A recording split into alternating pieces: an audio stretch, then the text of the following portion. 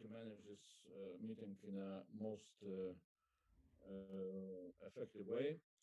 And I will start from a few comments, and then, I will ask others also to speak. So first of all, of course, Putin's criminal war against Ukraine is also the war against all of us. And I would say that this is our war, not only the war of Ukrainians. So I would like to praise the heroism of Ukrainian soldiers and of Ukrainian leadership. You are doing a great job. Our voice on three fronts, if I may say so now, in Ukraine, in the capitals of the West, and for different Russia after Putin.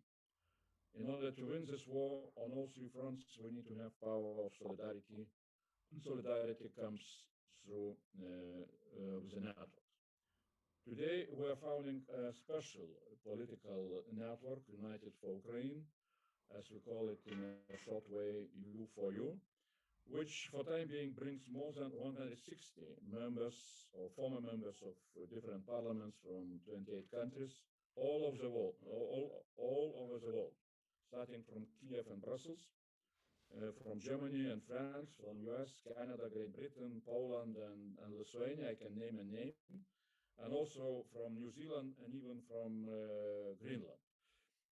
I hope that we shall have much more.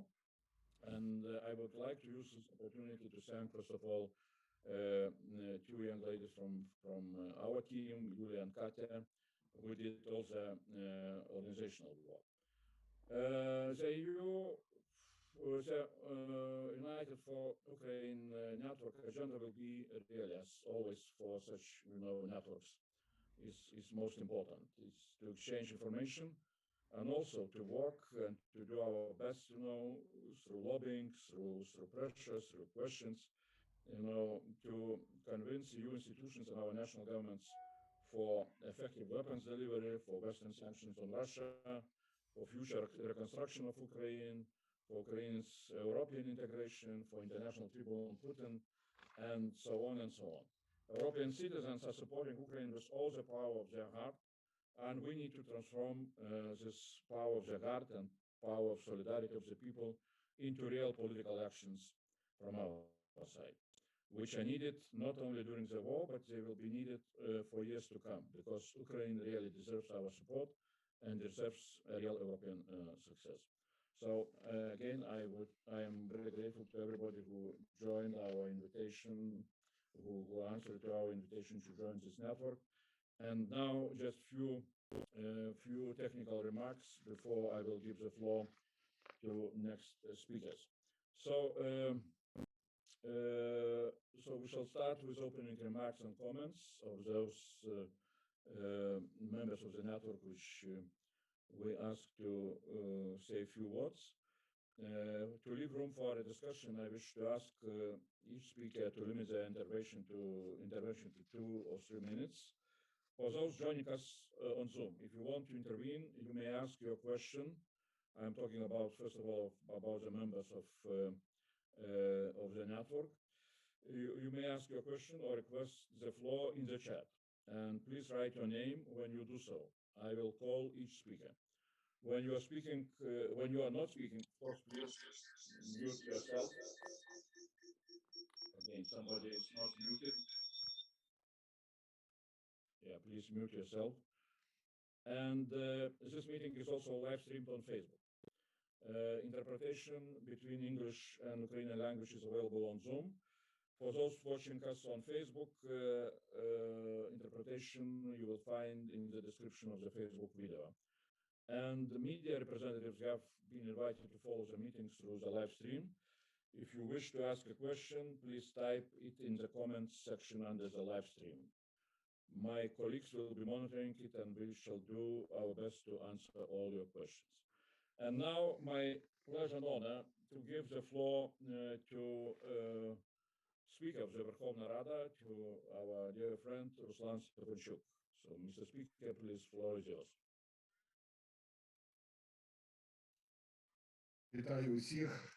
Welcome, distinguished participants of the United for Ukraine network, or U4U. I am excited to welcome you at this informal inter-party international network, bringing together members of parliaments and European parliaments who are actively supporting Ukraine from across the entire European continent. When our old Lithuanian friends, Andrius Kubilius and Žygis Pavilionis, came to me with the idea of this initiative, I gladly supported it. Even though Ukraine is not a member state of the EU yet, but please consider me as one of the co-founders of this international parliamentary networks. The illegal, treacherous war came as a shock to entire Europe and the world, launched by Putin. Russian Federation regularly bombards and uses missile strikes against peaceful Ukrainian cities. It causes massive casualties among the civilians in Ukraine. This cannot be tolerated. It cannot be hoped that this brutal dictatorship will stop in Ukraine. All world needs to stand united to stop these unjustified murders and break the spine of the aggressor. I absolutely second the ideas that Andrews put in the concept for the initiative United for Ukraine. Apart from urgent issues of supplying arms, sanctions, embargo, financial and humanitarian support, there is a need today to be strategic. There's a need for strategic planning. As I speak, there is a need to start many new political initiatives at the institutional level of the EU and member states, and wider, worldwide in general. Ukraine wants its voice to be heard. We do not want that things are decided for us, but rather we want to decide things together. To ensure this right of Ukraine, we propose that this initiative is a tool. We are willing to come forward with specific initiatives, steps and projects and information. Something that would speed up the punishment of the aggressor, restoration of peace and justice, and strengthening world democracy. We expect that your expertise as the members of these initiatives, as human beings who are willing to assist Ukraine, will be an invaluable part of this major power that is now rallying to Ukraine's defense as a state and a symbol of resilience, self-sacrifice, freedom and justice. International global inter-party parliamentary network representing different countries and European Parliament needs to be strengthened. And I, as the head of Ukrainian Parliament, will do my best for this to happen. We are at the beginning of fierce fighting against the Russian dictatorship that Putin wants to impose worldwide. Ukraine is currently at the forefront of this struggle, and basically it is Ukraine that is fighting for free and peaceful Europe and world. Our president, Volodymyr Zelensky, and me as the head of the Ukrainian parliament and the government MP have named our priorities: fast-track membership in the EU, closed sky over Ukraine, the guarantees of real security, strengthening sanctions against Russia, embargoing Russian energy, avoiding humanitarian catastrophe in Ukraine, guarantees against nuclear terrorism from, as executed by Russia. It is in your hand. We see that the civilized world stands with Ukraine. Ukrainian parliament has always played, is playing, and will be playing one of the key roles in this process. I am convinced that together with you, this role will only grow bigger. Therefore, together we shall prevail, and glory to Ukraine. Thanks a lot. Thanks a lot. Glory to the heroes. And разом до перемоги, that is what we, definitely we are standing on that very clear, promise. Thanks a lot. Now we are moving to our speakers. And first of all, I would like to ask, Alexander Mereshko, member of the Verkhovna Rada of Ukraine, head of the Committee on Foreign Policy and Interparliamentary Cooperation. So, Alexander, please, floor is yours. Thank you so much, dear colleagues. It's a great honor and pleasure to meet you and to take part in the establishment of this very important group. As you understand, situation is very difficult, and unfortunately, it keeps deteriorating. So a lot depends on our joint efforts. Only together we can stop the Russian aggressor. And I think that I'll try to be very brief. I think that we need to think about, first of all, about practical steps which can be taken to stop Russian aggression. First of all, I think we should do everything possible to keep on the agenda the issue of no-fly zone. It's important to discuss it, to talk about it, and it's important to struggle against statements aimed against the establishment of no-fly zone. Second, we should also think about alternative to no-fly zone, viable, effective alternative, and weapons, contemporary system of weapons. Third, I would call it name and shaming. We should maybe prepare the list of those countries who are not actively participating, who can do a lot, but who for some reason don't want to join common efforts and to stop the Russian aggression, like Hungary and excuse me, like Germany and France also. We also maybe it's worthwhile to prepare a list of those private firms, companies which prefer to do business with Russia. It's also important to name and shame them. And finally, we should also discuss the issue openly regarding creation of tribunal over Putin, his crimes, and we also participate actively in dissemination of information about Russian war crimes, crimes against humanity, and genocide. Thank you. Thanks a lot, Alexander. Really, those issues we shall discuss definitely, and I will maybe I will intervene at some time, in the middle of our discussion on how we see how we can proceed, further with our network on all those issues. So that's what I will comment a little bit later. Now, it's pleasure and honor to invite Witold Wojciechowski, member of European Parliament and chair of the delegation to the Ukraine Parliamentary Association Committee, and of course we know Witold very much how much he supports Ukraine and being from Poland is doing a great job. So Witold, please, floor is yours. Thank you, Mr. Kubilius, for this initiative, and thank you for the floor. And let me welcome especially our friends from Ukraine. Well, European Parliament is, at least many of us were warning about this situation for years. Now we are condemning the aggression, condemning Russian politicians, and appealing for more support for Ukraine. Of course, we are here not to deliberate and commemorate what happened already, but what to do next. And first, just limiting myself to what the European Parliament can do. First, we have to lobby for the increased defense efforts of our eastern flank of NATO and the European Union. We're supposed to lobby in European institutions for more cooperation with NATO and United States, and less experiments with compass, strategic autonomy, things like that, because when we have a fire, there is no time to build a fire department. Secondly, we have to lobby for more weapons to Ukraine.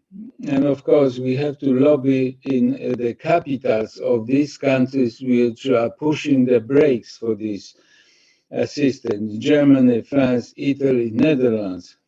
We have to start thinking also to lobby for the military mission of NATO to create humanitarian corridors, at least to some limited area of no-fly zone. Thirdly, we have to lobby for the more political support for Ukraine. I mean, to start finding the process of negotiating the membership of European Union for Ukraine, but also Moldova and Georgia. Fourthly, we have to lobby for the more realistic and economic policy of the European Union. like new rules for the budget deficit. For instance, maybe we're supposed to exclude for budgetary rules our spending for the military efforts, for the humanitarian efforts. We have to rewrite and define again our energy policy, our climate policy. Maybe it's not the time right now to think about the green deals and this kind of policy which are based on the sometimes I would say ideological assumption, but not on the economic assumption. And finally, I think this is one of the most important things. We have to stop this ideological conflict which is going on in European Union. The clash between liberal left and I would say even some kind of aggression about the conservative parties and conservative government. We have to think about the closing these ideological fronts and opening as soon as possible, as soon as possible, the post-COVID recovery plans for the countries, because for the political reason, Commission is still holding a lot of money which are needed right now for the country like Poland, which is absorbing millions of Ukrainian refugees. So if we concentrate on the practical measures, I think this new initiative which Mr. Kubilic just proposed will be useful. Otherwise, we'll end up with another seminar. Thank you. Thanks a lot, Witold, and let's move further. And now it's my pleasure to invite Ivana Klimpushchin-Sadze, whom everybody knows. She's member of Verkhovna Rada, head of Committee on Ukraine Integration into the EU, and also vice chair of Committee of Parliamentary Association Committee. So, Ivana, please, floor is yours. Thank you, dear Andres. Thank you, colleagues. Thank you for this initiative. I think unprecedented times do require unprecedented and creative solutions and decisions. So I think we as representatives of the people have the possibility to actually pressure the governments, the executive in our countries, in your countries, in order to get the most efficient solutions for this particular situation and the war that Russia has waged and continues on fighting against Ukraine in this particular time. It seems right now that the governments of many countries are far behind their societies. And I think we as representatives of the societies have to take the actions of our governments to another level at this particular moment. I totally support my colleagues who have spoken before. What do we need? What we can and should focus on at this particular moment? And there's a couple of major things. Yes, we should not take off the table the no-fly zone, even though it might sound totally impossible in this particular moment. But I think the impossible solutions are becoming possible in the most difficult times. So this particular moment, we are begging the whole world for urgent and not only allocation, but also urgent delivery to Ukraine, all types of weapons, starting from air defense, fighter jets, and ending with the basic protective gear for our soldiers.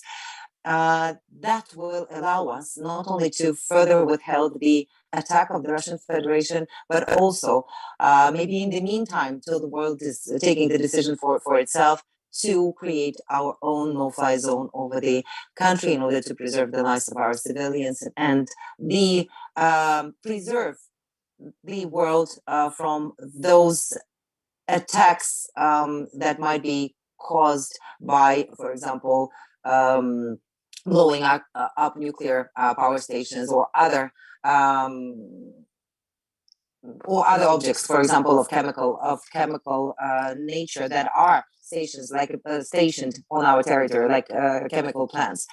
Another thing, don't be afraid of the Third World War. Those who are saying that the Third World War might start if there will be more engagement from the West, I think they're very much mistaken. It has been started already. It has been started back by the Munich address of Putin in 2008.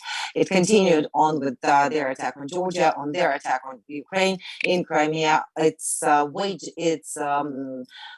spreading right now with this new attack, a new wave of attack on Ukraine, with engagement of Belarus, with provocations against many nations in the world. So I think at this particular moment, resolve, courage, and standing up to the challenge is important at all levels, to be standing on the side of the light. So, and in the meantime, while we are asking you to provide all this, to stand up to the challenge, we're also asking for the light at the end of the tunnel for Ukrainian people.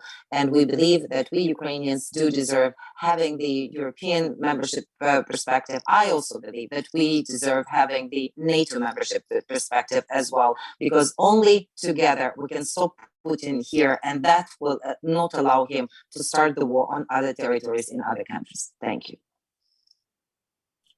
Thanks, Anna. Thanks very much, and all the best to you. Really, we are keeping fingers crossed, and we're trying to do whatever we can do and even more. Now, I would like to ask Andrea Gatolin, Senator of the French Senate, Vice Chair of the Foreign Affairs Committee, to take the floor. Please, Andrea. Thank you, dear Andreas. Very fine to hear you and to meet you again in this very awful situation. And I think the creation of this network is a kind of light, because as a founder of the IPAC, the Interparliamentary Alliance on China, many people say 2 years ago that it was impossible to coordinate so many parliamentarians. And in many points, we have been very, very effective. So we have to strengthen that. I think that in France, many initiatives, very various non-coordinated initiatives are taken by some parliamentarians. You know that tomorrow Volodymyr Zelensky will speak to the National Assembly and the Senate in the afternoon. And first in the meeting, many parliamentarians will go to demonstrate in front of the Russian embassy to show concretely our solidarity about that. But there is so many things to do. And I totally agree that the fact that France, as Germany or Italy, are not doing enough. I think the question of weapons, armaments furnished by our country is not clear, because when we ask to the government, they say, yes, we do something, but this is under secret. And we need to get some information from our fabulous Ukrainian colleague of what is really done, what is really effective. It could be confidential, country by country, but we have to know that, because as a member and a vice chair of the Foreign Affairs Committee at the Senate, we have the ability to ask questions, but we must know exactly what is done, and concretely not to be only nourished by speeches and so on. We take also some initiative. It's very symbolic, but this country, France, has been really under pro-Russian orientation for years and years. And we've discovered that Vladimir Putin get the higher awards of the French Republic. And we ask for the strip of the Grand Cross of Légion d'honneur to Vladimir Putin. We are one of the rare democratic countries that have given this kind of tribute to this man. And there is also awards and honors done by Western countries, Dr. Honoris Causa and so on. And it's something symbolic, perhaps, but it will mean that we no more collaborate with this man and this, I would say, fascist regime, because there is no other way to describe it. So what we have to do is to decide how we organize in each country, because there is so many parliamentarian interest in joining, but we must be very clear on the goals and the way we work. That's what we do with IPAC. We have two people who are more or less the chair for the country, and we see if we are not infiltrated by some people who have their own agenda. And so we have to definish all we can do country by country to gather the maximum number of people who will participate. I'm today I will just finish by express all more than my solidarity, but all my heart to our Ukrainian colleagues that I know very well through the Council of Europe and the Council, also the Parliamentary Assembly of the Organization for Security and Cooperation in Europe. And we have to take the opportunity, I think the next meeting in April for the Council of Europe, for the Parliamentary Assembly, will be in Strasbourg, perhaps to organize a side event to meet physically with some of us. It's more easy to coordinate because I love this kind of online meeting, but we have also to meet, to discuss more clearly with some group. Thanks a lot. Sarva Ukraina. Thanks a lot. Thanks a lot. And definitely we shall take, of APAC, for us to look how to do our job in the best way. So thanks a lot, and we shall really, ask you to give us some advice on that. Now I will give the floor to Ambassador, to Head of the Mission of Ukraine to European Union and the European Atomic Energy Community, the whole title, Mr. Vsevolod Chensov. So, Ambassador, please, floor is yours. Many thanks, Mr. Chairman, and good afternoon to everybody. First of all, it's a big honor for me to be in this group as a founding group of this great initiative, being outside the parliamentary circles, but I feel in my heart inside. So thank you very much for having me on board already on this stage. I really sign up for all of what have been said, both by the Ukrainian participants, but also EU friends. Only several concrete points. I think that this network should be not European, but global. This is my first point. Second, not only European Parliament and national parliament, but extended to the regional and local parliamentarians.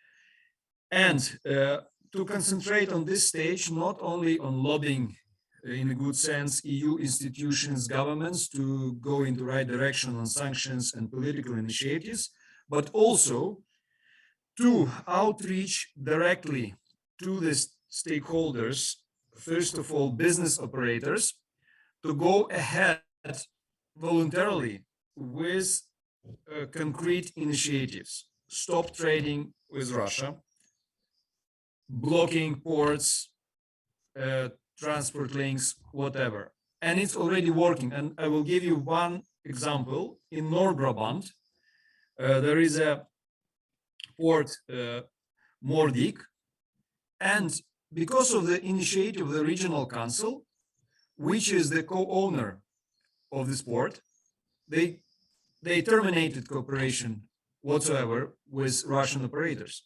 So and it happened already 2 weeks ago.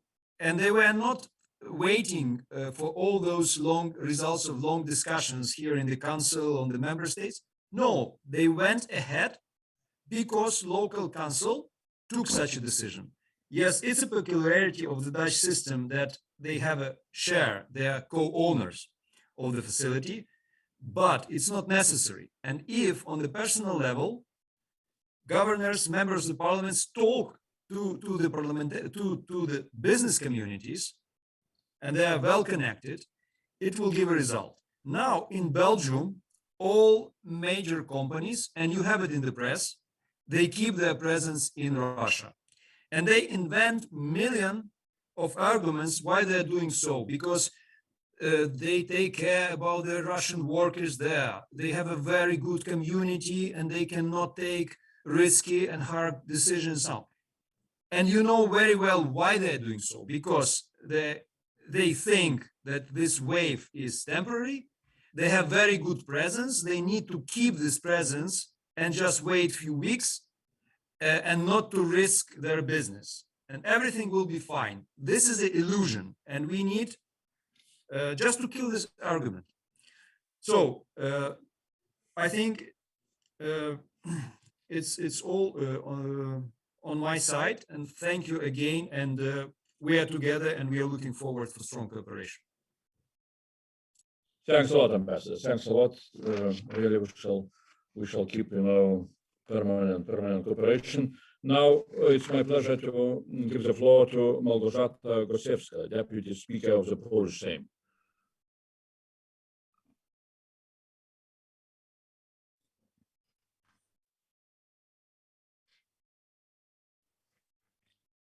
Thank you very much, Mr. President, ladies and gentlemen. Thank you very much for inviting me here and for the initiative of this meeting. I do hope that it will grow into a new format of supporting Ukraine and standing up to the war. I'm coming straight from the border. Last night, I was in Ivano-Frankivsk, where I spent some of my time together with the local people in a shelter.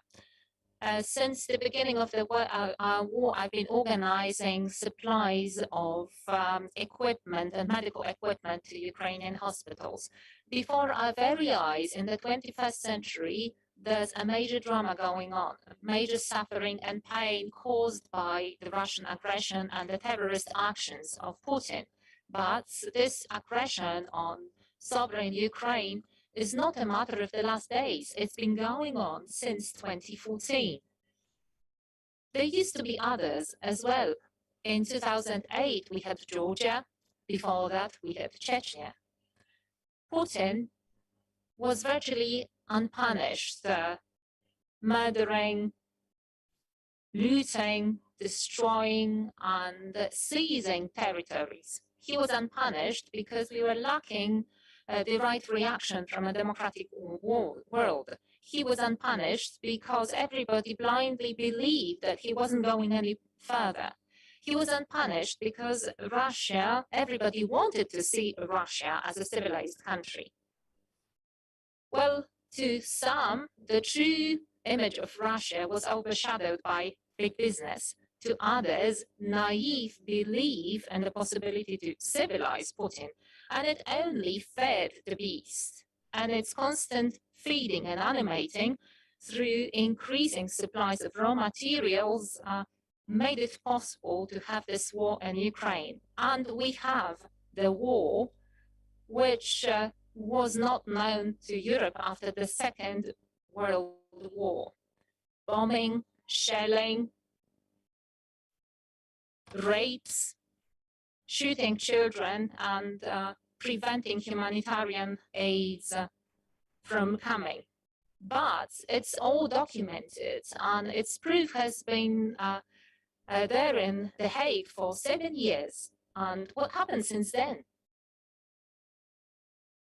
I'd like to stress with all my might that Ukraine is paying the price, a dear price, for a very wrong EU policy vis-à-vis Russia over the last years. It's paying its price for naiveness of European elites and their corruption and making business with the tyrants.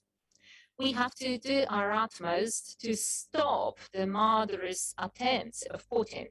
Now it's high time for decisive actions of the European community in order to make further aggression impossible. We can achieve it through more painful sanctions, but the sanctions have to work. It is also advisable to consider the proposal of the Deputy Prime Minister of the Republic of Poland, Jarosław Kaczyński, which is sending a peacekeeping mission to Ukraine. This idea has been backed up by the members of the Senate NATO Observation Group in the letter they sent to the US President Joe Biden, who's coming to Warsaw this Friday to have a meeting with our President Andrzej Duda in order to talk about better support for Ukraine. It is advisable to create something new, because all the actions against Putin are no longer an argument for him. We should also increase humanitarian aid from the European Union, because this is something Ukraine badly needs. Poland, my country, is constantly granting and sending this aid. And it is beyond just words and simple actions. We already received over 2.1 million refugees. We are offering them shelter, homes, and good care. We are putting their children to, welcoming their children into our schools, but the needs are much bigger than that. That is why I call to the European community for support for Ukrainians in their heroic efforts to protect their country, because they are fighting for us all, just like Poland in the 1920s, resisting the Bolsheviks. Now Ukrainian is resisting the aggressors. We need to show our unity and solidarity with Ukraine. Democratic Ukrainian authorities have to feel our unwavering support. Slava Ukraini. Thank you. Geram Slava. So, Madam Gosiewska, really thanks a lot for your words. I agree absolutely. And let's move now to next speakers. And my pleasure is to give the floor now to Hanna Hopko, whom we know very much from her activities now in so-called anti-corruption organization. And she's former member for Verkhovna Rada. She was chairwoman of Foreign Affairs Committee. We were doing a lot of initiatives on Marshall Plan for Ukraine back in 2017, 2018. So before I will give the floor, I would like to say that next speaker will be Knut Abraham from Bundestag. So Hanna, please, floor is yours. Thank you, Andris. I'm just on my way to Brussels. I leave Ukraine this morning. I visited Lviv, and actually I do believe that when the sooner victory of Ukraine comes, then our United for Ukraine assembly could meet in Kiev. So this is why I encourage everybody now not just to visit Poland and to see the refugees situation, but also to visit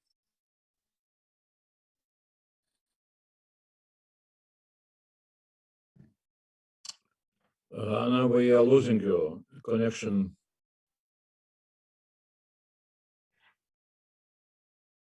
Western. So first, maybe you should switch off video, because connection is not good. So we shall hear you. Okay, can you hear me now? Yes, yeah, speak. Speak. So I'm sorry, since I'm on my way in car to Warsaw, and tomorrow I'll be in Brussels. So actually, I think it's important for Ukrainian victory to provide the maximum military support to secure our victory, and also helping Ukraine. It means saving Europe, and also important to impose the instrument when all revenues from Russian gas and oil will not be going to Russian budgets before the withdrawal of Russian troops from Ukrainian territory. And I also agree with you, Andrew, that sanctions, more tougher sanctions, should be imposed and stay in place before Ukraine restore its territorial integrity and sovereignty. So there are two main tracks. First,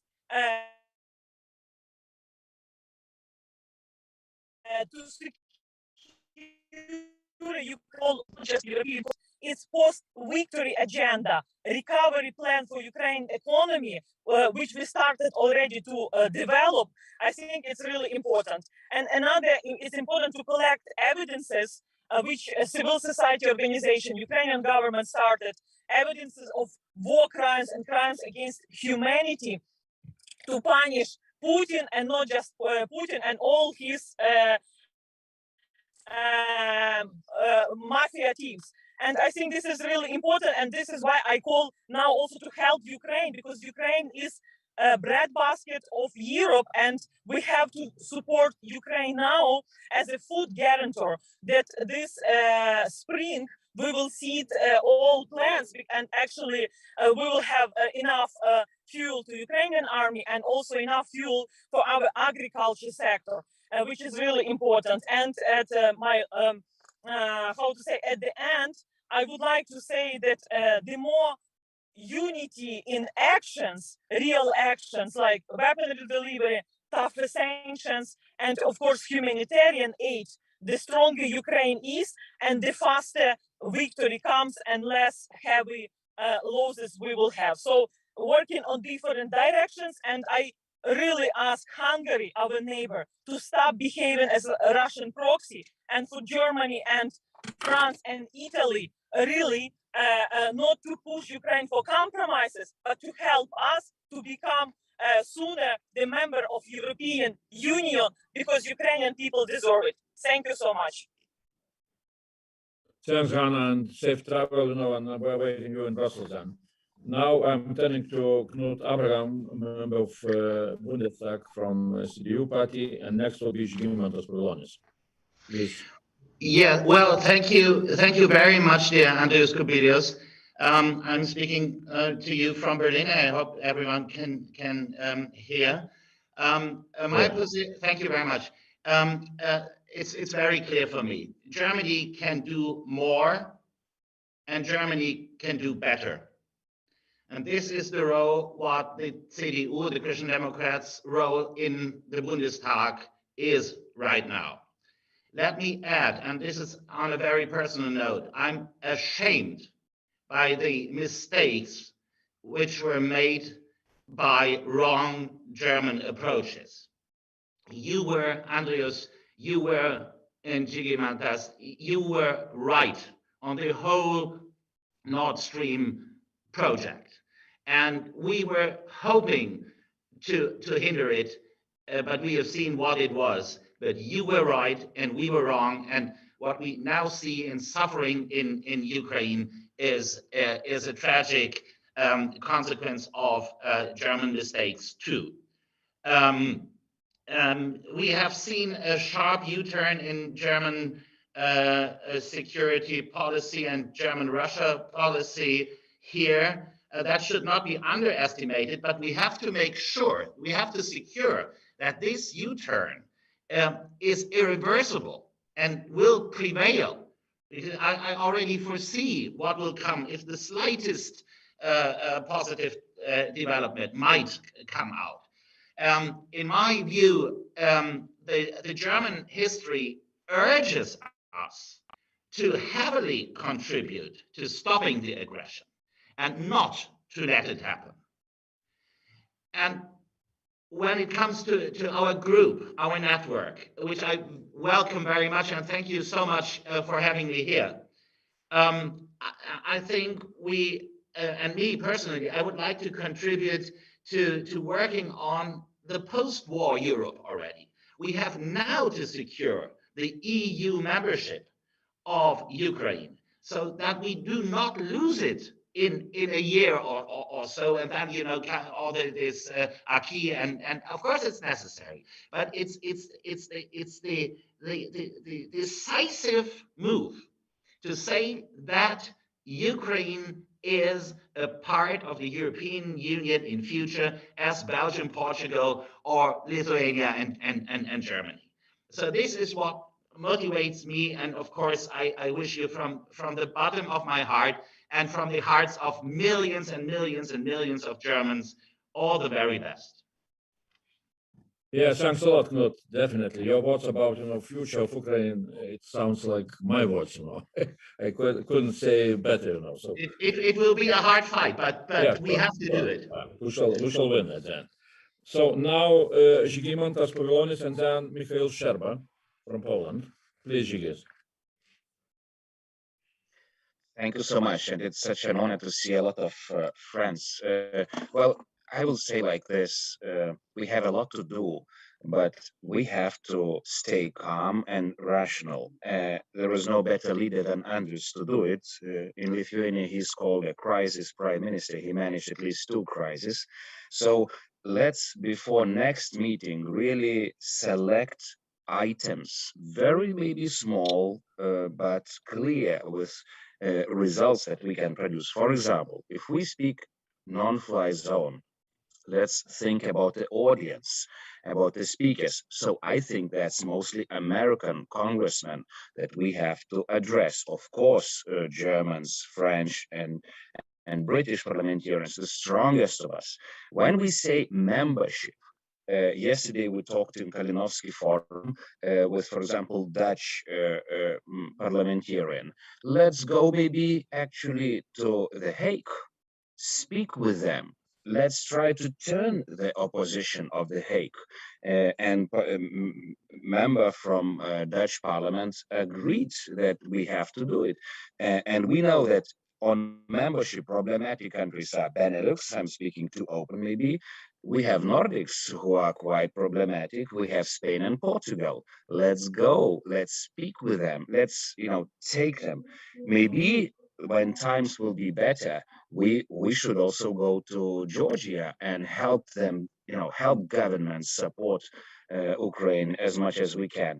And like we yesterday discussed Belarus, for example, with Ruslan Stefanchuk, I think we should be happy that in Kalinowski Forum, Belarusian leadership made this geopolitical finally choice to support Ukraine. They were very clear and anti-Putin. So I'm just asking one thing. That's what I learned in IPAC.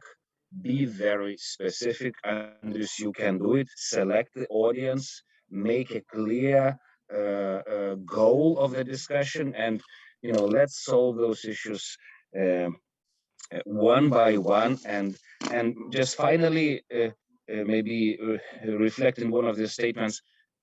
This should be a club of dreamers.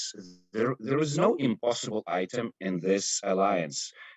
Like Karen Donfred, Deputy Assistant Secretary, yesterday said for us from Washington, this is 9/11 of Europe. So everything possible. After 9/11, we Baltics joined the NATO. Nobody wanted us in. Now we have 9/11, so we should fight not only for you, but for NATO membership. And don't be afraid of that. No-fly zones and everything now for Ukrainians, and we can do it with Andrius, your leadership and such a great panel, great members. Thank you. Thanks, Žygis. Really, since you were also part of that, initiative from the very beginning. I would say, that this meeting is, like creation of needed infrastructure for our war, for our battles in the capitals, and for Ukraine and so on and so on.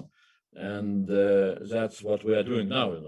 First of all, creating that logistics and infrastructure of our network.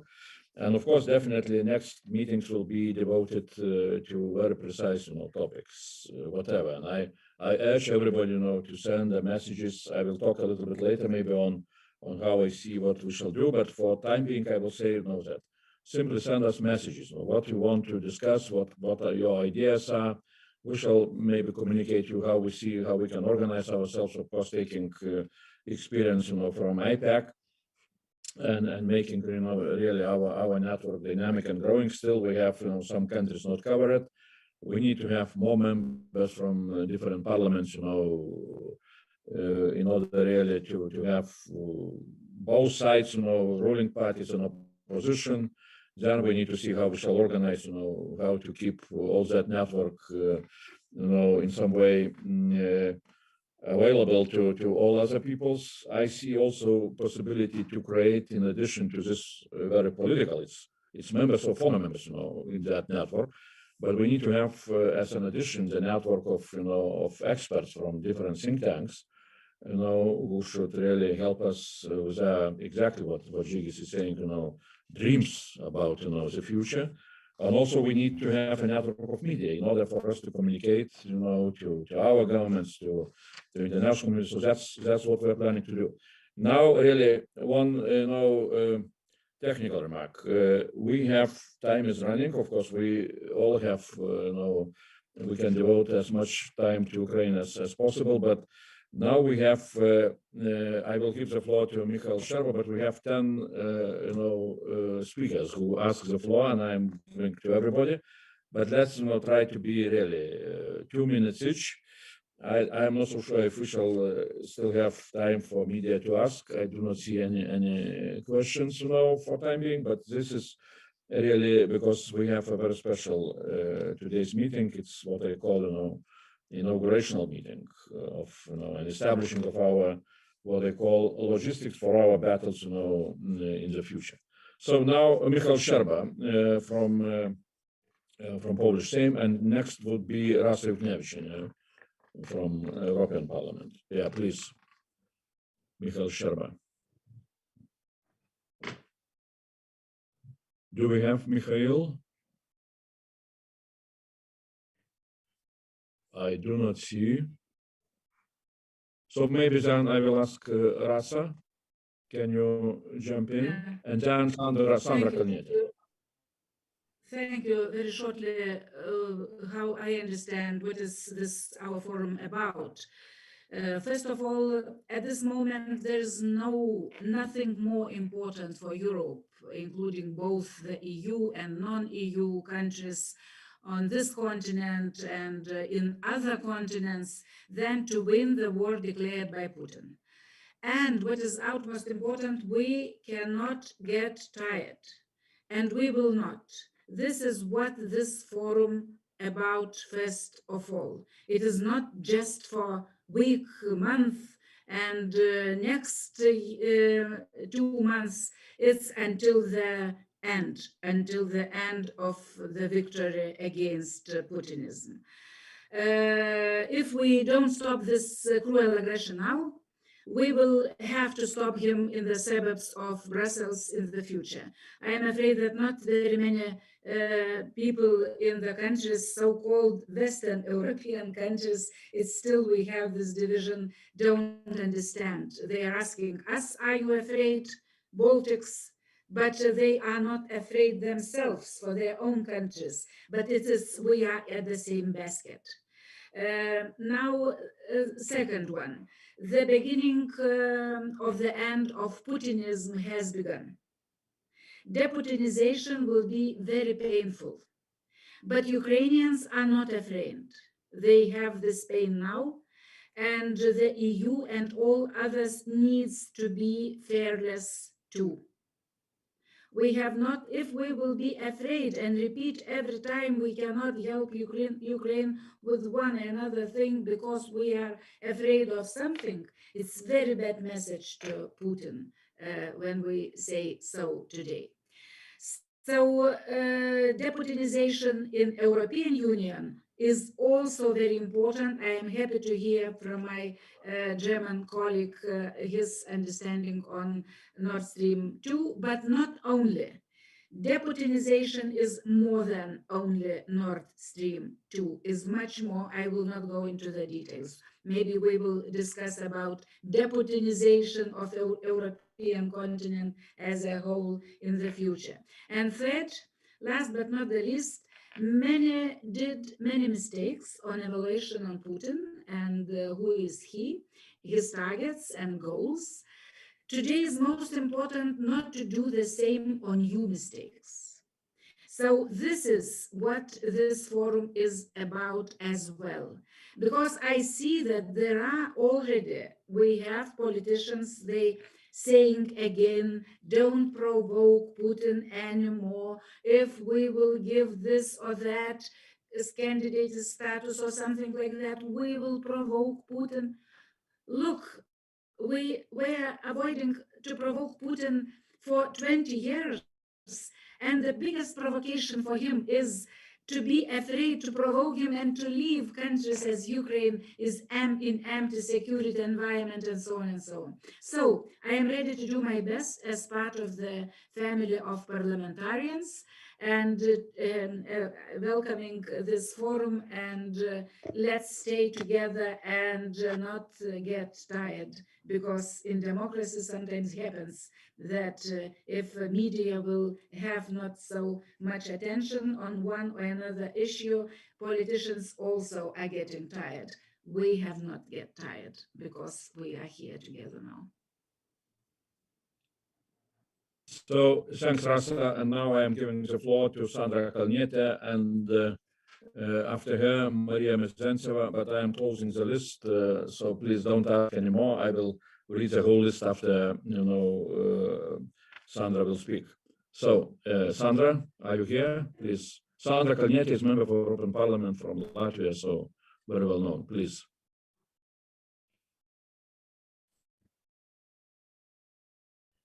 I do not see. Maybe she left, or she will appear again. So then I will give the floor to Maria Mezentseva. She is deputy chair of European Integration Committee in Rada, and she is also leading the delegation to Parliamentary Assembly of Council of Europe. So Maria, please, the floor is yours. Next would be Dimitro Natalucha.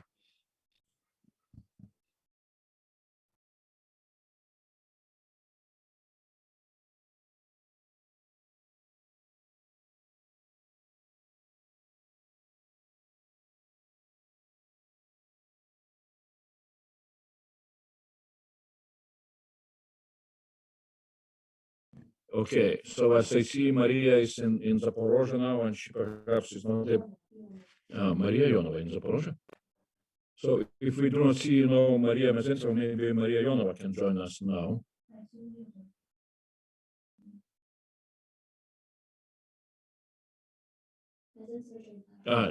Okay, it's quite a house. Maria Mezentseva, join now. Thank God. Okay. Thank God. Thank Yeah, you. okay. Thank you.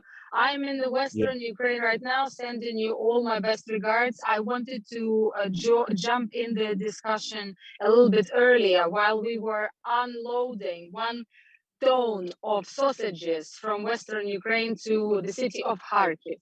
And it was during the sirens went on, and I wanted to bring an atmosphere to you so you can see in which circumstances we are operating as parliamentarians, as volunteers and others. I will take 30 seconds, colleagues. Recently, the Verkhovna Rada, the Parliament of Ukraine, has established a great platform called Rada Razom, Rada Together. I'm informing you that there will be 4 logistics spots in Western Ukraine to facilitate humanitarian aid in every possible sense. They will be operating at your service. I know that many of you are sending humanitarian aid, medications, even medical equipments, weaponry, the things which we can use for volunteers, for the army, for men and women who are serving right now, but also for civilians, the body armors, the helmets, the medical kits, etc. Everyone is trying to reach out to solid and reliable NGOs, to reliable contacts. So this is under the umbrella of the Verkhovna Rada. And Mr. Kubilis, I would be very happy if that information can be transmitted. We have prepared the letter with all the needed information so we can be contacted by our partners. Furthermore, recently in the Council of Europe, where your colleagues from the National Parliament belong to, we've established a Women for Peace network of 46 member states, because Russia is already out of the Council finally.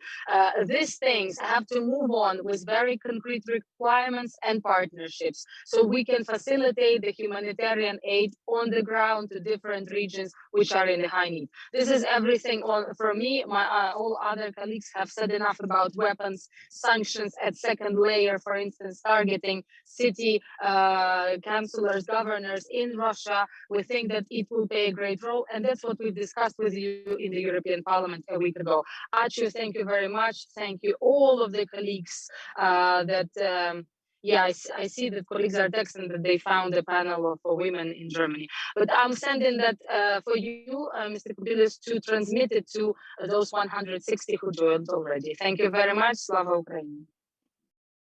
Slava, Maria, thanks a lot. Send us that information really, and safe trip to you.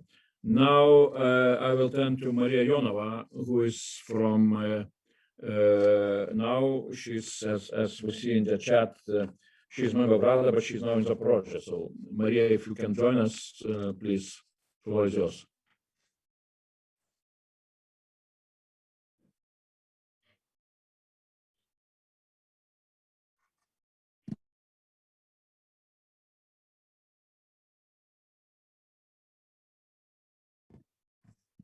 So for time being, she's in.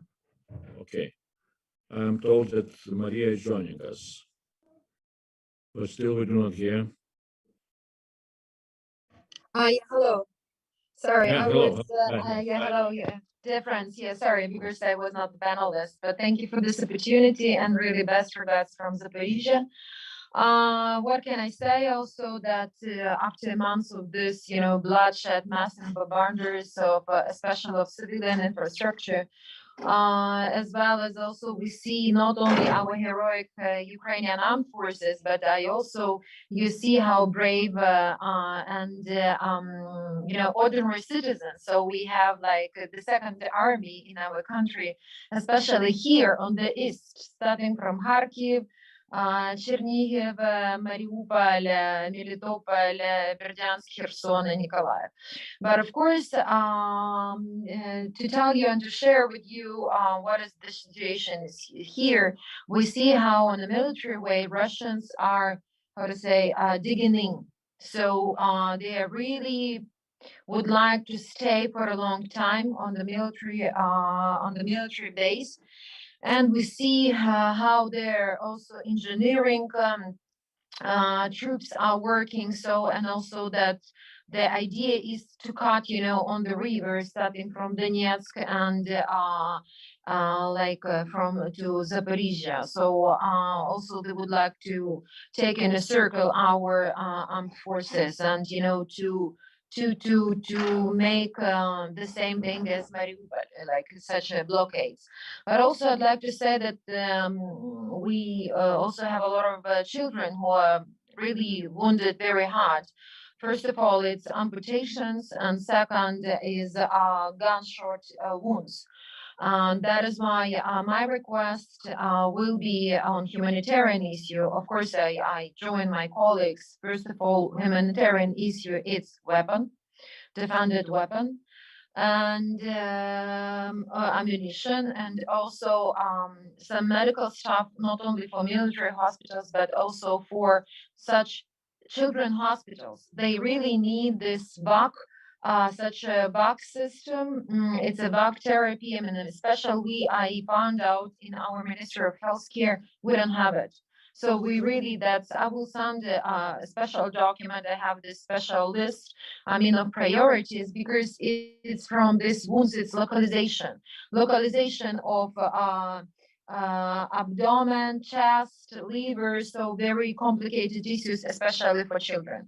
Also, I'd like to say that we see really how psychologically people who were evacuated from Mariupol and different villages near Mariupol, really Zaporizhia now is here as a hub. And also we see how they still are trying to, to make a terror in Melitopol, in Kherson, for members of city councils, local authorities, and also how do they hostage, Tyra, who is who is a paramedic.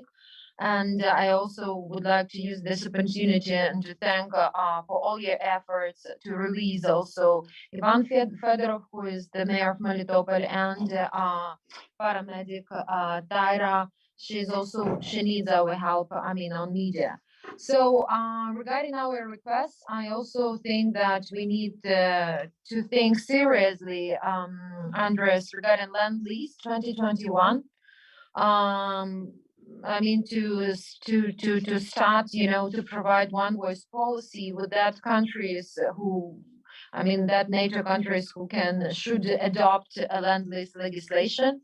And also this one voice policy, I kindly ask you to provide with such countries as France, Germany, Hungary. I mean, we appreciate what we have, but it's not enough because for us, time matters and time it is human lives. That is why I also would like to hear your advices. I mean, how we can, I mean, to have such strategy, how can we change? How can we change, you know, the position of some countries, especially to make them more operative, to make them more fast, as unfortunately Russians are moving really very fast. And my last issue that they are the rocket bombardiers. We have them in different towns, you know, to pay attention. But in their very strategic their direction, it's Priazovye, yes, the south. I mean, they are providing very strong front line. I mean, they would like to have this part of this territory. And then, of course, to negotiate on this neutral status. I mean, I think, and we are absolutely sure, neutral status is capitulation. Our people are fighting for Euro-Atlantic integration starting from 2014. And, you know, that is why when we hear from some of our colleagues also telling the truth from German, like, oh, you see, you have found a compromise with Putin. My dear friends, you have already mentioned it today, that unfortunately, Putin, he doesn't know the term compromise. I mean, only his conditions. And, you know, we have already this appeasement policy during all these 8 years. And that is why we kindly ask you, you know, not to be, some countries not to be accomplices. I mean, we really have to be very strong, very direct, and very honest. First of all, with ourselves. Yes, what we have to stop him here. So that is why, of course, sanctions, ports, embargo, gas, oil. I mean, one voice policy, one line, and that is why also looking on your advices, as we see, especially on the south and in Chernigiv, how the Russian television is demoralized that citizens, inhabitants who are now living without mayors. I mean, that is why some was taken hostage. So thank you so much. And also, let's remember, time is human lives. Thank you. Maria, thanks a lot and good luck for you in Zaporizhia. And definitely, you know, what you're saying, it's our task, you know, really to work also in the Western capitals and to work in a systemic, you know, strategic way, not just, you know, single events, but really to convince those capitals that they should follow their voters, first of all. If they are not able to, you know, to hear or to understand what you're asking, they should listen to what their voters are saying. That would be our task, and that's what we shall, you know, discuss in our future events, how we can do it, you know, and do it very rapidly. Now, as I promised, you know, and well, really, I am very, despite the fact that I am from Conservative Christian Democrat Party, but I'm very liberal. I was allowing till now everybody to ask the floor. Now I'm really closing, you know, the list, because still we have quite a number, and really I would ask everybody to be very, very precise. Now, I will ask Dmytro Natalucha from Rada, Chairman of Economic Committee, and then next would be Pavel Fischer, and then Juozas Olekas. So, Dmytro, if you are still with us, please, the floor is yours.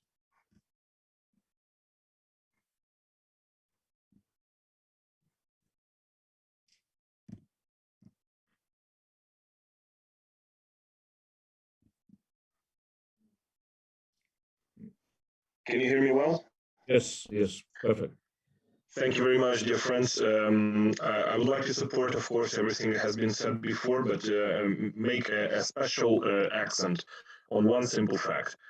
I'm not sure, no, moreover, I am sure that this war with Russia cannot be over with the current political leadership that is present in Russia. This war might be over only when the leadership of Russia, the political leadership of Russia, is different. Putin is a war criminal, and his political clique are war criminals. This has been already publicly announced by the President of the United States of America We here in Ukraine agree with this thesis very much, and I hope our European partners understand and join this assessment. And this means that we don't see any possibility for a peaceful coexistence with a Russia that is politically led by Putin. This is very important because this man is a result of a tacit consent, unfortunately, who has been doing whatever he's doing with a silent consent, and he doesn't understand that there are still any rules, norms, regulations, limitations to his actions left in Europe. He is trying to undermine the mere normality that we're used to, the fundamental values, the fundamental principles. He doesn't respect anything of that, and he will not stop and just all of a sudden start to respect it all. This is an existential war for Western values and the Western civilization as it is, because Russia is trying to revise the mere fabric of Westernism as it is. And Ukraine, unfortunately, is just the first step of it. For us, the question to answer is either we are stopping it on the Ukrainian soil or we are allowing it to go further. We would like to stop it on Ukrainian soil. We need your help with this. Without you, we're not able to do this. But we need to understand that this is our joint war against barbarism, against autocracy, and against this whole revisionism of international relations, international architecture, and international security. Thank you very much. Thanks a lot. Thanks a lot of very, very precise and direct words. Now I would like to ask Pavel Fischer from Czech Parliament, and then Juozas Olekas, and after that Mark Demesmaker from Belgium. So Pavel, please, floor is yours.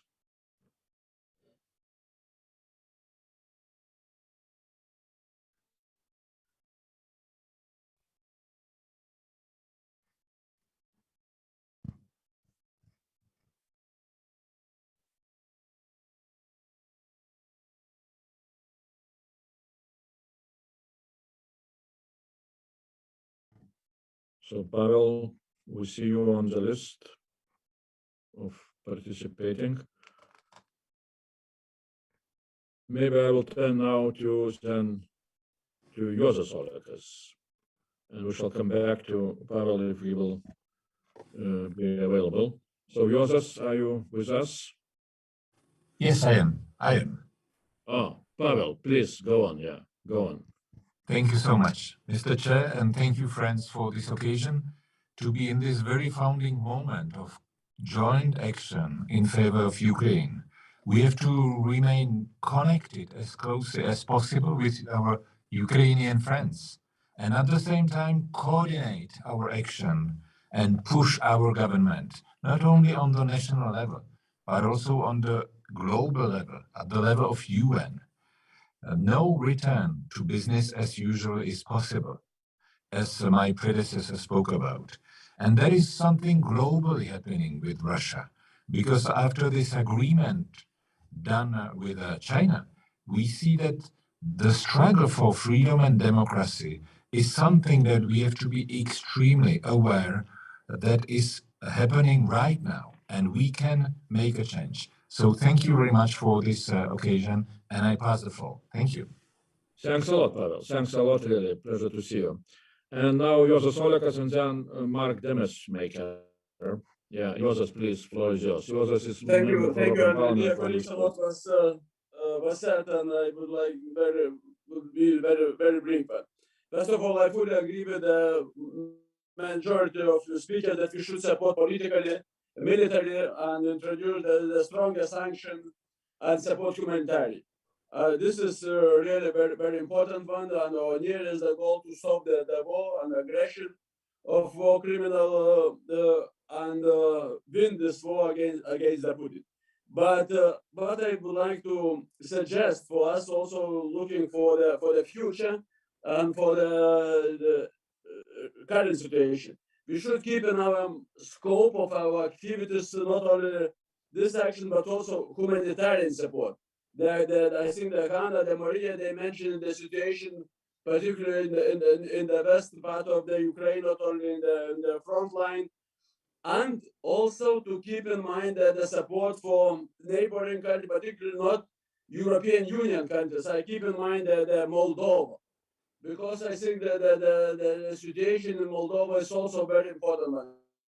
Being united for Ukraine, I think we should be united for Ukrainians who are suffering outside the country, particularly the women and children. They have very specific needs, and I think we should also keep this in our mind to support them. Thank you very much. Thanks, Joseph. Thanks a lot. Now, Mark Demesmaeker, Belgium Senator, Chair of the Committee and Member of Parliament Assembly of CE. And after that, I will ask Evgenia Kravchuk. So, yeah, Mark is here. Yes. Okay, please, floor is yours. Yes, thank you, Mr. Chair. And I think we're all on the same page here, and I agree, of course, with all what has been said by a number of colleagues. What I would expect, just two things I would say, what I would like to expect after this meeting is to have a common list, a concrete common list of those measures that we have to press on and will press on our national levels. Of course, the matter of the weapons, the military assistance, but also the trade embargo, for instance. And I agree with Ambassador Chensov, who was pointing at Belgium, saying that more has to be done. I agree completely. We all have to do our homework at home. For instance, yesterday in the news here, we cannot defend, for instance,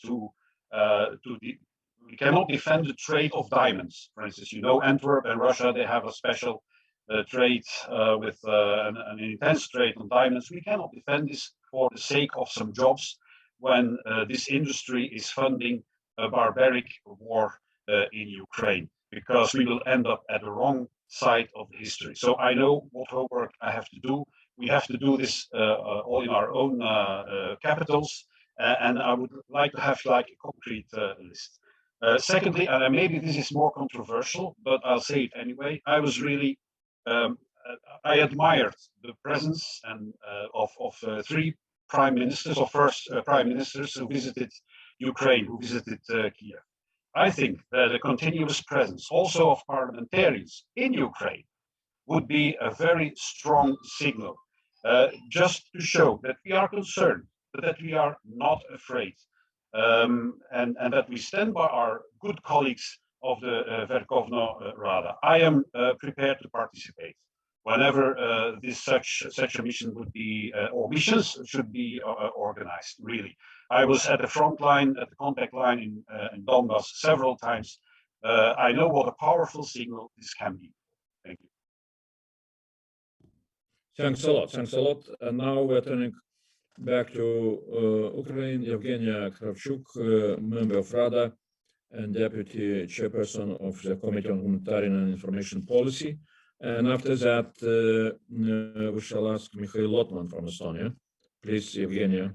Yes, thank you very much. I will not take too long because my colleagues said so many good things and important things that I really support. I would like to address probably the way how we organize our work, because we have so many ideas already about humanitarian, about weapons. Maybe we could divide into thematical groups to work closer with experts, maybe with former ministers on these topics, to dig into these very topics. Also, I'm both members of PACE delegation and OCE delegation, and I think we should coordinate in these international organizations as well, because we will have the April session in Strasbourg, we will have another session in Vienna for CE, and we should do this, and we should get as many members of these organizations into our network as possible, because it would be easier for us to do inner work in these organizations as well. Also, I think that I totally agree with Rasa that we have to be ready to play along, and not until we kick out Putin's forces from Ukraine, but until we rebuild Ukraine, and we will build these cities, we'll rebuild Mariupol, Kharkiv, and many other cities that are being erased from the face of the earth. And also we have to be ready to put pressures on our governments, because today I see the news that Renault company just started the factory in Moscow that they closed 2 weeks ago. So our goal, I think, should be to put this pressure so the war would not go as business as usual, that we will think that the war is going, it's for a long time, so we have to put this pressure as high as possible, as from the very beginning of this invasion, of this war of aggression, and we have to be strong as well. And also another thing I have to address, that we cannot be in our bubble. We have to go, because here we're all on the same page, but we have to go out in our national parliaments. But probably that would be for European countries, because you are our advocates, you're the best friends of Ukraine we can dream of. But there are a lot of members of parliament who are, saying, well, maybe we have to stay out. And I remember, as clear as it was, because we were with our women delegation in European Parliament 10 days ago and meeting with you as well. And I remember this word saying, well, we have to understand real politics is that we do not do anything until the bomb drops in our backyard. Well, we have to understand that this war is so complicated already that I'm sorry to say, but the bomb can land on your backyard in every every moment. And your colleagues who do not already think so, they have to be pushed to this idea by probably your leadership, because I think that right now in 2022, political leadership, true political leadership, is one of the most important things to change this, because we have to admit that this world architecture that was created in last century doesn't work anymore, and we have to be these political leaders to create something new that will work. Thank you very much. Thanks a lot. Thanks a lot, Evgenia. Now, Mikhail Lotman and then Elizaveta Yesko. So, Mikhail, if you are still present, please, floor is yours. Mikhail Lotman from Estonia.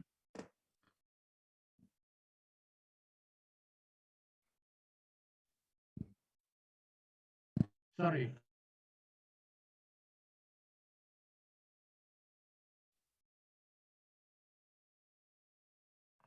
Mr. Kubilis, can you hear me? Yes, perfect. Yes. Thank you very much. We all understand that Ukraine is fighting not only for its own, but also for our freedom. That Ukrainian children are dying for the safety of our children. We understand this and verbally support them. But for some reason, we believe that we ourselves know better how and with what we can help Ukraine. And the desires of Ukrainians themselves means little to us. Instead, enlightened Europe is repeating mantras about the inadmissibility of escalation. That is, let Ukrainians continue to die for our freedom. Our first task is be a voice for Ukrainians in our countries, in our society, in our in our parliaments and international organizations.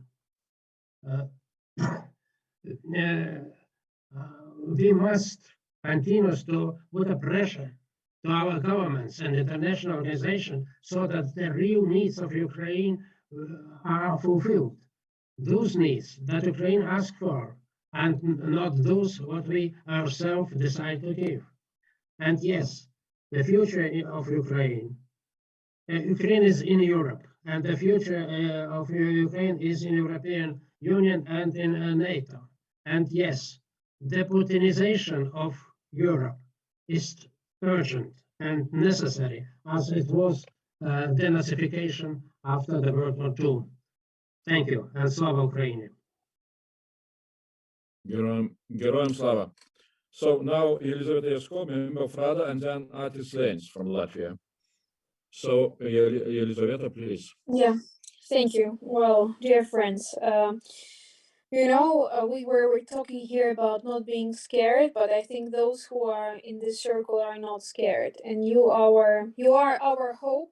That you actually, with your position, can persuade other foreign colleagues not to be afraid. And the question is, how do we do it? Because unfortunately, we see the situation when some countries who already suffered from the Russian occupation or aggression or no really Russia are more aware and more able to act very actively in support and building new coalitions, new alliances, and acting fast, while others are scared. So the question is, what can we do to make sure that that argument of not provoking Putin simply doesn't work anymore? In the conversation that I often say that in fact, you cannot provoke Putin because he invents all the provocations himself. He is living only with his own reality, and no matter what, as some of people already said in this discussion, the main provocation is actually to be afraid. So I think this is very important that you can really help us with this circle of speeding up the process, what we need right now, because one of the biggest problem that we go through right now is very big difference in the feeling of time. In Ukraine, we don't have time. You understand that, but some colleagues think that it may take, I don't know, weeks, months until they have new sanctions or a gas and oil embargo, and this is just not going to work if we want to provide really like security. This is one thing. And the second thing that was already raised, and I want to say this also, that it's very important that we keep an eye also on other countries. Georgia was mentioned, and you know that the president of Georgia, the current president, who supported openly Ukraine, she is now also politically persecuted by her own government. And the third president of Georgia, Mikhail Saakashvili, is in prison right now by being anti-Putin president. So it's very important that everything, it also is a part of our focus, because we may lose some other countries as well, and the situation there is going in a very bad direction. If we mention Georgia, only in the recent weeks there were new offices and new Russian propaganda initiatives run by the Russia to provoke also and to have more Russian influence there. So it's very important that it all goes in the line of European security in general, and we are very focused on this. So that were my comments, and thank you. Thanks a lot. Really, time is running, and we're coming to last two speakers. I would, Artis Lanes, it looks like he left our meeting. Of course, we shall keep, informed everybody about our future activities and how we shall organize our work. Very soon we shall write to everybody. So, but please also write us what you would like to do and to share your thoughts. Now I would like to ask Galina Mikhalyuk, who is from Ukrainian Rada, and who is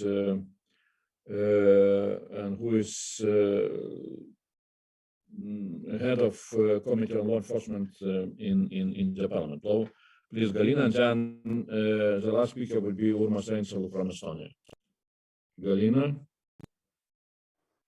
Dear colleagues, do you hear me? Yes, we hear, but okay, we see, but in a very dark way.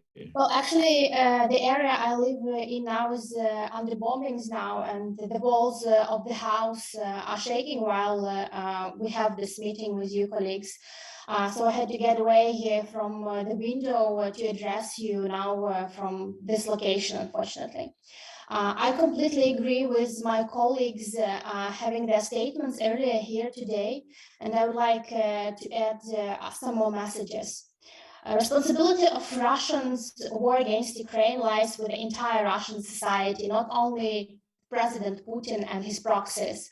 All of them must bear the consequences, because the decision to start the war of aggression was taken by Putin. At the same time, 71% of Russians support this war and mass killings of Ukrainians. This is shared responsibility. Russian soldiers must, they murder Ukrainian citizens. Russian journalists, they make propaganda. Russian officials and enterprises, they work to support Putin's decisions. And this is not a one-man show. European politicians and corporations drawing separate lines between Putin and ordinary Russians simply try to justify doing businesses as usual and making bloody money by trading with Russia, even in the time of war, which is financed by such a business. You should keep in mind and remind European Union colleagues that every euro sent to Russia will be spent on producing tanks that will enter Ukraine to kill us. According to a case study conducted in March by Active Group and published just a couple of days ago, 86% of Russians support the idea of Russian aggression against EU countries. The main next target after Ukraine is 76% of Russian respondents, they choose Poland. 41% of respondents, they voted for an attack on the Baltic countries. 39% voted in favor of one of the Warsaw Pact countries. This is Bulgaria, Hungary, or former Czechoslovakia. 32% are in favor of Georgia and 28% for Moldova. Maybe this information is not clear for EU member states, and that is why Hungary, Germany, France, they behave in the way they behave. But I really ask you, please act now. We do not have a week, a month, a half a year to wait. We are under bombings now, and tomorrow might never come for some of us. Slava Ukraini. Thank you.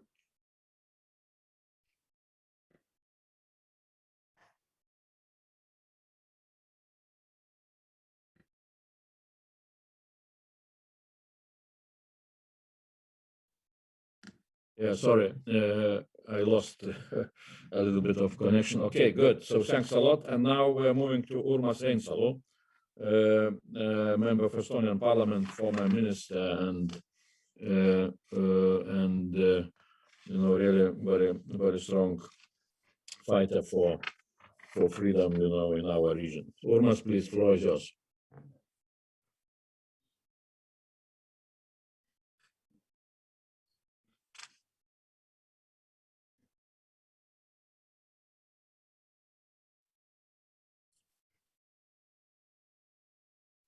Hello, do you hear me, Andres?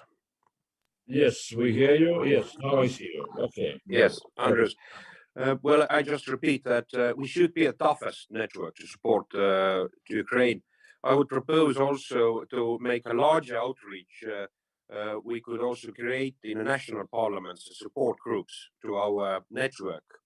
Secondly, I think it is an immediate need to make a list of actions we should first of all demand from our national governments. And this could be used as a toolbox, I think, but I think it is badly needed in coming hours. So my suggestion would be we will send to you, Andres, or your team some proposals, and you will create in your responsibility that a draft.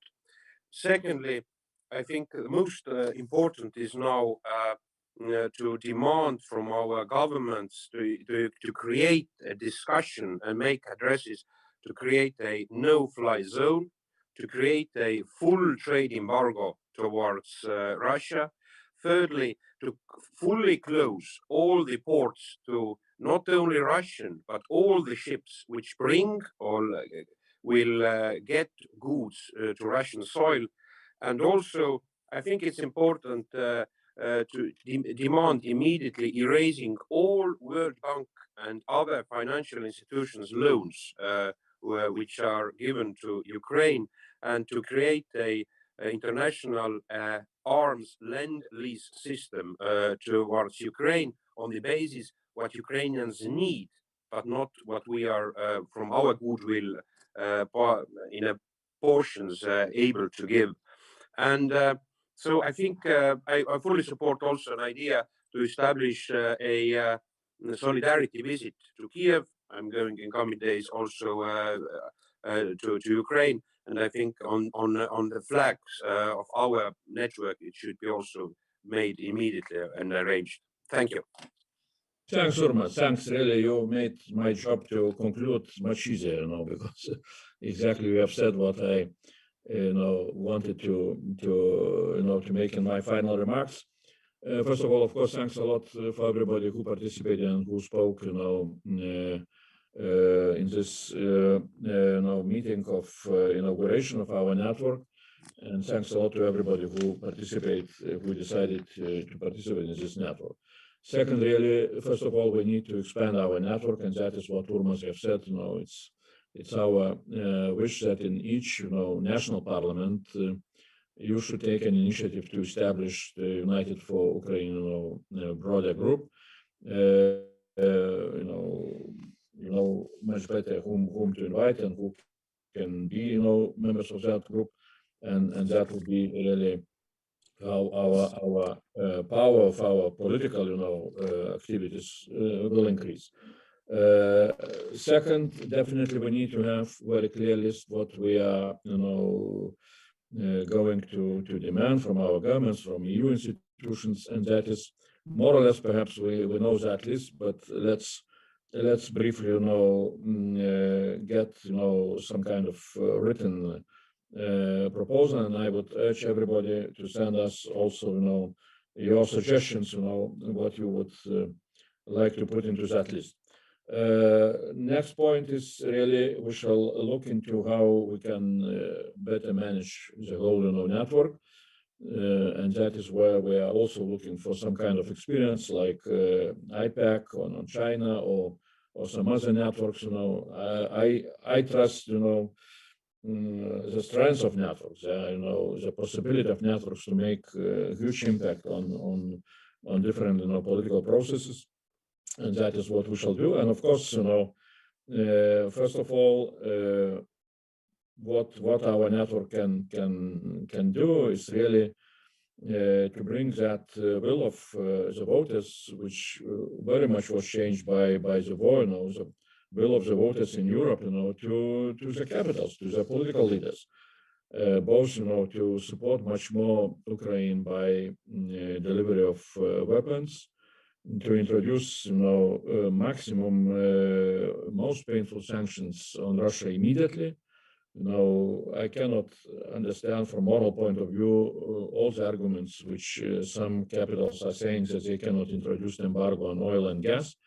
I was, publishing some numbers. Those numbers, that now 600 million euros each day we're paying for gas and oil deliveries into Putin pocket, and 600 million if you transform it into a number of tanks which Russians are producing. It's somewhere around 400 tanks T-72, which are of older modification, but nevertheless 400 tanks. It's what Ukrainian soldiers managed to destroy till now, from the very beginning of the war. So we're buying each day the same amount of tanks, and that is some kind of moral shame which no rational arguments can explain.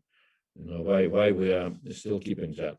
So that is really what we need to do, and of course the future, like Marshall Plan for Ukraine, integration towards EU, International Tribunal for Putin, everything is on our agenda, and we need to look how we can proceed. And of course, our work in the capitals. That is what I see as major goal of us, because definitely with EU decision making, even on foreign policy, which depends on total consensus, single capital can destroy all decision of EU. So let's look for how we shall proceed. We shall try to look immediately, for some kind of information tools, what we can have. Of course, we have mailing list, and then we shall try to establish a website very soon. You will have also full list of participants. We shall send you whom we have now. If you see who else can be joining, either from your country or from other countries, it would be very good for us to know immediately. And that is where we are for time being. So I will conclude here. Thanks a lot to everybody, and let's go for our job to support Ukraine as much as we can. Thanks a lot, and good luck and safety in Ukraine. Bye.